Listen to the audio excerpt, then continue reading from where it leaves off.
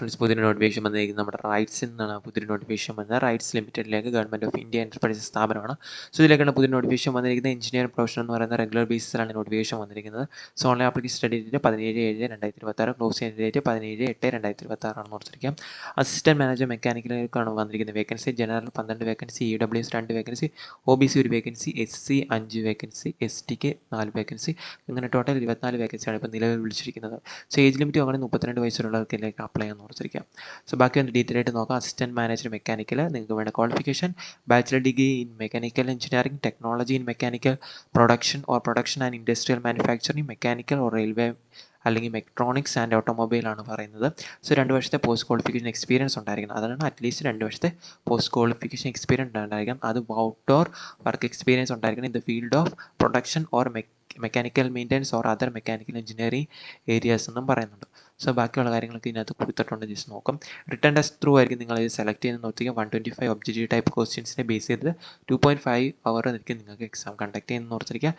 So ഇതാണ് ഇതിനകത്തുനിന്ന് മെയിനായിട്ട് പറയുന്നത്. ഇനി ഇൻ്റർവ്യൂ ഉണ്ട്. അതിനുശേഷം interview return test 60%, interview 40% base ചെയ്ത് അങ്ങനെ 100% ബേസ് ചെയ്തിട്ടായിരിക്കും നിങ്ങളെ സെലക്ട് ചെയ്യുന്നതെന്ന് ഓർത്തിരിക്കും. സോ ഇതാണ് പുതിയ വന്നിരിക്കുന്ന നോട്ടിഫിക്കേഷൻ. റൈറ്റ്സിൽ നിന്നാണ്.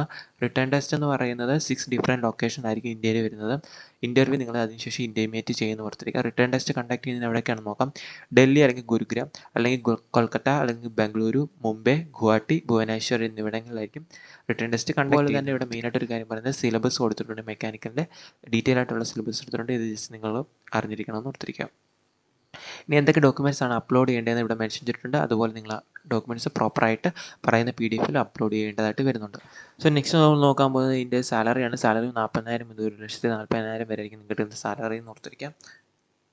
അതോടൊപ്പം തന്നെ ആപ്ലിക്കേഷൻ ഫീസ് ഉണ്ട്. ആപ്ലിക്കേഷൻ ഫീസ് വരുന്നത് ജനറൽ OBC കാൻഡിഡേറ്റിന് 600 രൂപയും EWS SC ST PWD കാൻഡിഡേറ്റിന് 300 രൂപയാണ് ആപ്ലിക്കേഷൻ ഫീസ് വരുന്നത്. ഇനി വേണ്ട സർട്ടിഫിക്കറ്റ്സ് എല്ലാം താഴെ പിൻ ചെയ്തിട്ടുണ്ട്. ഇതിനകത്ത് നിങ്ങൾക്ക് വേണ്ട സർട്ടിഫിക്കറ്റ്സ് എല്ലാം ഡൗൺലോഡ് ചെയ്ത് യൂസ് ചെയ്യാവുന്നതാണ്. അപ്പോൾ പുതിയ നോട്ടിഫിക്കേഷൻ വന്നിരിക്കുന്നത് റൈറ്റ്സിൽ നിന്നാണ്. സോ അപ്പോൾ അപ്ലൈ ചെയ്യാൻ പറ്റുന്നതിൽ അപ്ലൈ ലാസ്റ്റ് ഡേറ്റ് 17/8/2026. അതിന് അപ്ലൈ ചെയ്യാൻ പറ്റുന്നതിൽ അപ്ലൈ. Thank you.